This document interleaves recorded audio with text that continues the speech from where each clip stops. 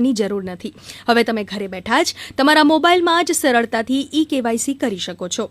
Ration card e KYC માટે સૌપ્રથમ Google play સ્ટોરમાંથી માય રેશન એપ ડાઉનલોડ કરો। રેશન કાર્ડ ધારકોનો મોબાઈલ નંબર દાખલ કરો અને ઓટીપી દાખલ કરીને વેરીફાઈ કરો। પ્રોફાઇલમાં જઈને પાસવર્ડ સેટ કરો અને રેશન કાર્ડ સાથે લિંક કરો।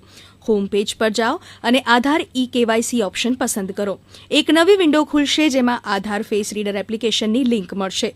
ગૂગલ પ્લે સ્ટોરમાંથી આ એપ્લિકેશન ડાઉનલોડ કરો। ચેકબોક્સ પર ક્લિક કરો અને કાર્ડની વિગતો મેળવો। નવી વિન્ડો ખુલશે જેમાં કોડ દાખલ કરો, પછી રેશન કાર્ડ અને તેના સભ્યોની વિગત દર્શાવાશે।